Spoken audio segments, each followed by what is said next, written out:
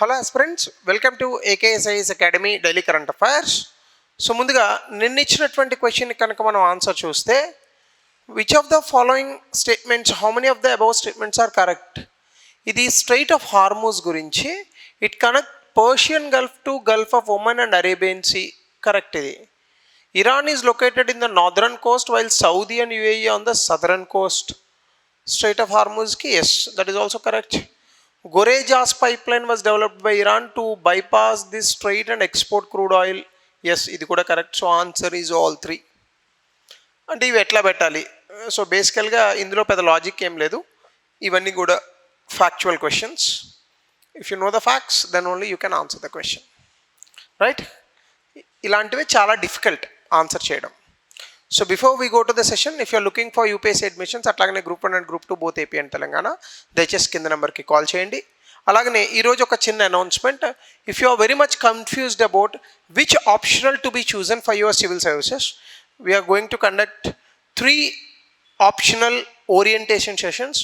One is sociology on 23rd June, another one is PSIR, political science and international relations, 24th June, anthropology 25th June. Any of you require these particular orientations to choose your optional, please call to the below number. So అలాగనే ఈరోజు topic వచ్చేసి 52వ G7 summit జరిగింది, ఒక 2 రోజుల క్రితం జరుగుతోంది కూడా. దీనికి భారతదేశం సభ్యత్వ దేశం కాదు. G7 అని అనగానే బాగా అభివృద్ధి చెందినటువంటి అడ్వాన్స్డ్ ఇండస్ట్రియల్ ఎకనామీస్, అంటే పారిశ్రామిక రంగంలో దిగ్గజాలైనటువంటి దేశాలు మాత్రమే ఇందులో ఉంటాయి. యూరోపియన్ యూనియన్ కూడా ఉంటుంది ఇందులో. కాబట్టి ఎక్కువగా ఐరోపా దేశాలు అభివృద్ధి చెందినవి, అలాగే అమెరికా, కెనడా ఇట్లాంటి దేశాలు మాత్రమే అందులో ఉంటాయి.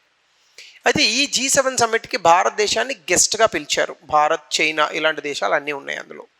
అయితే ఈ సమ్మిట్కి ప్రధానమంత్రి గారు ఫ్రాన్స్ దేశానికి వెళ్ళడం జరిగింది. సో ఈ G7కి సంబంధించి గతంలో చాలాసార్లు ప్రిలిమ్స్ క్వశ్చన్స్ వచ్చాయి. మెయిన్స్ క్వశ్చన్స్ డైరెక్ట్గా అయితే ఇప్పుడు అపీర్ అవ్వలేదు, కానీ సో డెఫినెట్గా there might be a chance of asking questions on these topics. So అయితే ఇది ఇప్పుడు ఎవియన్ అనేటటువంటి ఫ్రాన్స్లో ఉన్నటువంటి ఒక ప్లేస్లో ఇది జరుగుతోంది.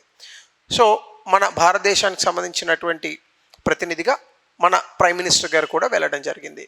అయితే ఇది బేసికల్గా ఈ ఇష్యూస్తో ప్రారంభిస్తే కనుక, ఎవియన్ అనేటటువంటి ప్రాంతంలో, ఇది ఇప్పుడు మనకి హైదరాబాద్, బెంగళూరు ఎట్లాగనో ఫ్రాన్స్లో ఉన్నటువంటి ఒక ప్రాంతం. ఇక్కడ 52వ G7 సమ్మిట్ జరుగుతుంది. దీనికి ఫ్రెంచ్ ప్రెసిడెంట్ అయినటువంటి ఇమాన్యుయల్ మ్యాక్రాన్, ఈయన అక్కడ ఆ ఇన్విటేషన్ని, అంటే సాధారణంగా G7లో ఎట్లా ఉంటుందంటే ఏ దేశంలో జరిగితే ఆ దేశం ఇన్విటేషన్ ఇస్తుంది మిగతా దేశాలకి.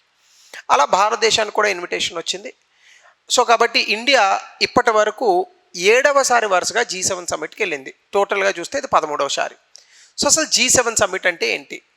G7 అంటే గ్రూప్ ఆఫ్ 7, అంటే గ్రూప్ ఆఫ్ 7 దేశాలు కాదు. ఒకవేళ G7లో 7 దేశాలు మాత్రమే ఉంటాయని అనుకుంటే పొరపాటు. G7లో యూరోపియన్ యూనియన్ కూడా ఉంటుంది. కాబట్టి ఈ యొక్క సదస్సు అనేటటువంటిది అంతర్జాతీయంగా ప్రతి సంవత్సరం కూడా జరుగుతూ ఉంటుంది. సాధారణంగా ప్రపంచంలో ఉన్నటువంటి అత్యంత ధనికమైనటువంటి దేశాలు ఇందులో సభ్యత్వ దేశాలుగా ఉంటాయి. సో ఇక్కడ చాలా హై లెవెల్ రాజకీయపరమైనటువంటి అంశాలు, ఆర్థికపరమైనటువంటి సహకారం కోసం ఇవన్నీ కూడా మాట్లాడుతూ ఉంటారు. ఇందులో ఏమన్నా సవాళ్ళు ఉన్నా కానీ వాటిని పూర్తి చేసే ప్రయత్నం చేస్తూ ఉంటారు. సో మనం కనుక ఈ యొక్క G7 గురించి ప్రాథమికంగా తెలుసుకోవాలంటే ముందు అందులో ఉన్న మెంబర్స్ ఎవరో చూడాలి. ఇందాక నేను చెప్పినట్టుగా 7 అత్యంత బలమైనటువంటి పారిశ్రామికంగా అభివృద్ధి చెందిన దేశాలు ఉంటాయి. సో అందులో Canada, France, Germany, Italy, Japan, United States of America, దీంతోపాటు యునైటెడ్ కింగ్డమ్ ఉంది. అయితే యూరోపియన్ యూనియన్ ఇక్కడ పార్టిసిపేటింగ్ మెంబర్గా ఉంటుంది. పార్టిసిపేటింగ్ మెంబర్ అని అంటే ఏంటి? సాధారణంగా మనకి అందులో ఒక మెంబర్గా వాళ్ళు వస్తారు, కానీ యూరోపియన్ యూనియన్ అంటే దాదాపుగా 27 దేశాలు ఎన్నో ఉన్నాయి. మీరు ఇక్కడ కనుక చూసుకుంటే 1, 2, 3, 4, 5, 6, 7 దేశాలు ఇవి G7. గతంలో ఇక్కడ G8 అని ఉండేది, అప్పుడు రష్యా ఉండేది. అయితే రష్యాని క్రిమియా ఆక్రమించిన తర్వాత తొలగించారు. ఈ ప్లేస్లో యూరోపియన్ యూనియన్ని తీసుకొచ్చారు. అంటే టోటల్గా ఇప్పుడు కూడా దాన్ని G8 అనే పిలవాలి, కానీ అది గ్రూప్ ఆఫ్ 7 కంట్రీస్ కాబట్టి G7+1. ఈ 1 ఎవరు? European union. So European union అనేటటువంటిది ఫుల్లీ ఇంటిగ్రేటెడ్ మెంబర్గా నాన్ ఎన్యూమరేటెడ్ మెంబర్గా ఉంటుంది. అంటే పూర్తి స్థాయిలో ఈ దేశాల మాదిరిగా ఉండదు, రైట్. సో కాబట్టి G7+1 యూరోపియన్ యూనియన్ ఉంటుందన్నమాట. సో గతంలో ఇది G8, అప్పుడు గ్రూప్ ఆఫ్ 8 కంట్రీస్ అని అనుకునేవారు. తర్వాత రష్యా పోయింది, యూరోపియన్ యూనియన్ కనుక మనం తీసుకుంటే ఇంకా అది ఎక్కువ దేశాలు అవుతాయి. కాబట్టి ఇప్పుడు G7 కంట్రీస్ అయితే ఇవి. అయితే భారతదేశాన్ని 2026 సమ్మిట్కి గెస్ట్గా పిలిచారు. దాంతోపాటుగా India, south Korea, Kenya, Brazil వీరు కూడా ఉన్నారు. సో ఇది G7కి సంబంధించినటువంటి అంశం. G7 అంటే UK, France, Canada, USA, Italy, Japan. గతంలో G8 ఉండేది, రష్యా ఉండేది, ఈ ప్లేస్లో యూరోపియన్ యూనియన్ కూడా వచ్చింది. G20 అంటే ఈ దేశాలతో పాటు Turkey, European union, Argentina, Brazil, south Korea, Mexico, China, Indonesia, Saudi Arabia, Australia, India, south Africa వీళ్ళు ఉంటారు. సో ఇలా G8, G7, G20లను మనం అర్థం చేసుకోవచ్చు. అయితే దీని హిస్టరీ కనుక మనం చూస్తే ఇది 1970వ దశకంలో వచ్చింది. ఎందుకు వచ్చింది అంటే ఆ రోజుల్లో యాక్చువల్గా ఇప్పుడు ఎలా అయితే మనకి స్ట్రైట్ ఆఫ్ హార్మూజ్ ఇరాన్ యుద్ధం కారణంగా మూసుకుపోయి ఆయిల్ ఇబ్బందులు ప్రపంచవ్యాప్తంగా వచ్చాయో 1970ల్లో కూడా ఇటువంటి ఆయిల్ ఇబ్బందులే వచ్చాయి. దీన్ని అడ్రస్ చేయడానికి ఇన్ఫార్మల్గా అప్పటికే అభివృద్ధి చెందినటువంటి ఈ దేశాలు కలిసి ఒక సమూహాన్ని ఏర్పరచుకున్నాయి. తదనంతర కాలంలో ఆర్థికపరమైనటువంటి అంశాలకు వీరందరూ కలిసి ఒక సమాధానాన్ని తీసుకురావాలనేటటువంటి ఒక ఆలోచనతో ఈ G7 అనేటటువంటి గ్రూపింగ్ని ఒకదాన్ని తయారు చేశారు. యాక్చువల్గా G8 ఇందాక నేను చెప్పినట్టు. సో యూరోపియన్ యూనియన్ అప్పుడు పొలిటికల్ డిస్కషన్స్లో ఉంది. లండన్లో 1981 ఆ ప్రాంతంలో జరిగాయి. దాని తర్వాత ఇది G8గా 1998లో రష్యా కూడా కలిసి ఈ యొక్క పేరుని తీసుకున్నాయి. 2014లో G7 ఫార్మాట్ వచ్చింది. G8లోంచి రష్యా ఉక్రెయిన్ పైన యుద్ధం చేసి క్రిమియా అనేటటువంటి ఒక ప్రాంతాన్ని ఆక్రమించుకున్నటువంటి కారణంగా వీళ్ళు వెలేశారు. కాబట్టి G8 కాస్త G7గా మారింది. ఇప్పుడు మళ్ళీ ఆ G8 ప్లేస్లోనే యూరోపియన్ యూనియన్ కూడా తీసుకోవడం జరిగింది.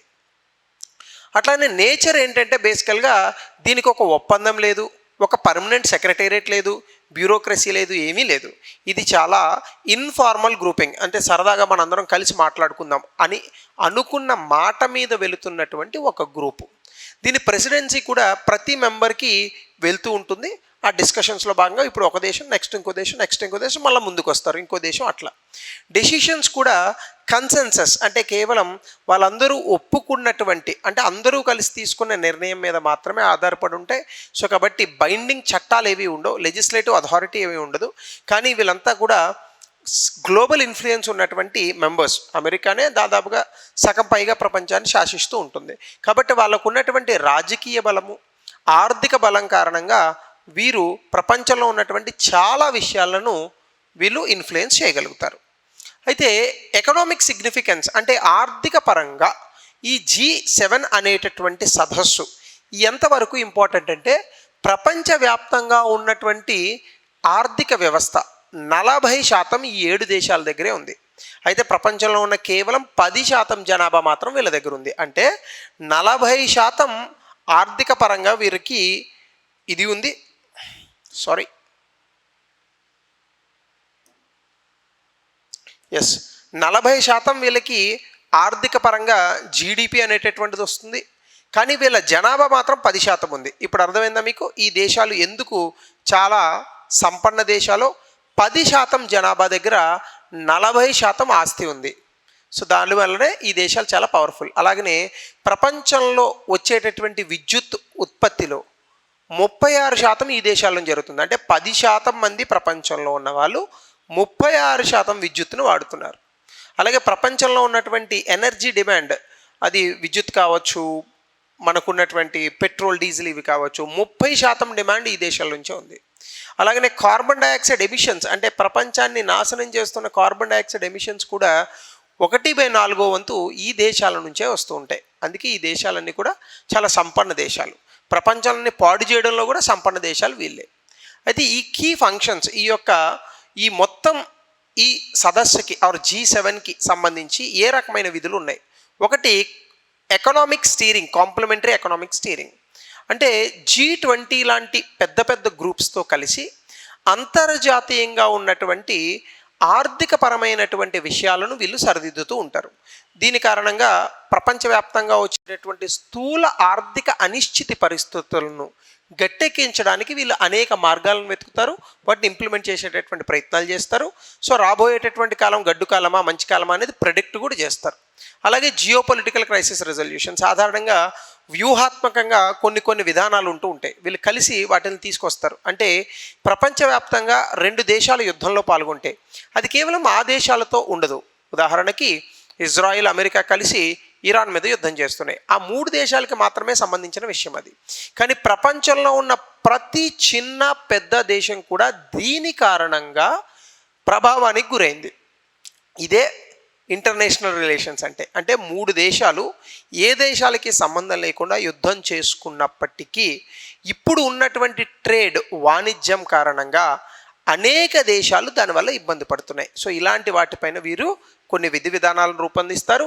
దీని కారణంగా అంతర్జాతీయంగా వచ్చే యుద్ధాలను ఆపాలని అనుకుంటారు. అలాగే శాంతి, భద్రత ఇవన్నీ కూడా ప్రపంచవ్యాప్తంగా రావడానికి కృషి చేస్తూ ఉంటారు. అలాగే గ్లోబల్ టెక్ స్టాండర్డ్స్ అంటే ఇంటర్నేషనల్ గవర్నెన్స్ ఫ్రేమ్వర్క్స్. ఇప్పుడు రాబోయేటటువంటి నూతన సాంకేతికతలు లేదా కొత్తగా వస్తున్న నూతన సాంకేతికతలు ఇవి చాలా ప్రమాదకరం. సాంకేతికత మంచిదే, మనిషి వాటిని వాడేటటువంటి బుద్ధి చెడ్డది. ఉదాహరణకి ఆర్టిఫిషియల్ ఇంటెలిజెన్స్తో మన మేధస్సును పెంచుకోవడానికి, రాబోయేటటువంటి తరాలకు అద్భుతమైన జీవితాన్ని అందించడానికి దాన్ని వాడితే అద్భుతం. కానీ ఫేక్ వీడియోలు చేయడానికి, హీరోయిన్లను డీప్ ఫేక్ వీడియోస్ చేయడానికి వాడుతున్నారు. సో కాబట్టి రాబోయేటటువంటి సాంకేతికత కూడా మనం చాలా సేఫ్గా యూటిలైజ్ చేయాలి. దాన్ని చాలా ఎథికల్గా అంటే నైతిక విలువలతో మనం వాడాలి అనేటటువంటి అంశాలకు సంబంధించి కూడా వీళ్ళు కొన్ని స్టాండర్డ్స్ని సెట్ చేస్తారు. అట్లాగనే బైండింగ్ పాలసీస్, వీళ్ళు ఒక జాయింట్ మినిస్టేరియల్ డిక్లరేషన్స్ ఇస్తారు. అదేంటంటే రాజకీయంగా కొంత బైండింగ్ అయి ఉంటాయి. అందరూ పార్టిసిపేటింగ్ మెంబర్స్ కూడా వీటిని ఫాలో అవుతూ ఉంటారు. సో ఇలా ఈ G7 సమ్మిట్ అనేటటువంటి జరిగింది. అయితే ఇదే తరుణంలో మనం ఫ్రాన్స్తో కూడా కొన్ని ఒప్పందాలు చేసుకున్నాం. అలాగనే ఇంకా వచ్చేటటువంటి చాలా దేశాలతో సైడ్ని కలిసి చాలా ఒప్పందాలు కూడా చేసుకోవడం జరిగింది. అవి నెక్స్ట్ క్లాసెస్లో నేను చెప్తాను. సో దీనికి సంబంధించి ఒక ప్రశ్న దయచేసి కామెంట్ సెక్షన్లో తెలపండి. అలాగనే దీనికి సంబంధించి mains question, G7 origin, restructuring ఇవి కూడా చెప్పండి. ఇందాక చెప్పినటువంటి అనౌన్స్మెంట్ మరొకసారి మీకు చూపిస్తున్నాను. ఎవరైనా కనుక వివరాలు కావాలనుకుంటే దయచేసి కాల్ చేయండి. Thank you. Have a good day.